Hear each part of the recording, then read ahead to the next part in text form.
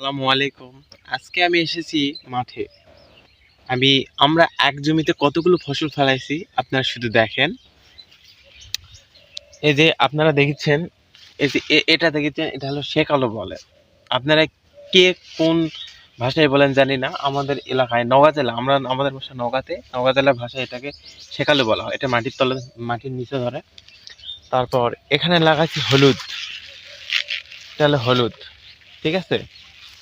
তারপর দেখুন এই যে এই পাশে যেগুলো দেখেছেন, এই যে এগুলো যেগুলো দেখেছেন, এগুলো হলো কেশর বলে, এটাও মাটির নিচেই ধরে। তারপর আসুন, এই যে এগুলো যেগুলা দেখেছেন, এগুলোকে তিল বলা হয়, ঠিক আছে। এগুলো তিল, এগুলো ভিতরে আছে। এই যে দেখেছেন, এটার ভিতরে তিল আছে, এখনো কিছু হয়নি, কেবল গাছ হয়েছে, ফুল হইতেছে। তারপর আরো আছে, আসেন, এই যে দেখেন, এগুলো হলো পেঁয়াজ। পেঁয়াজ লাগানোর জন্য নিয়ে আসছি। এই যে মাঠটা এখানে যেটা পড়ে আছে, এই অল্প জায়গাতে পেঁয়াজ লাগানো হবে।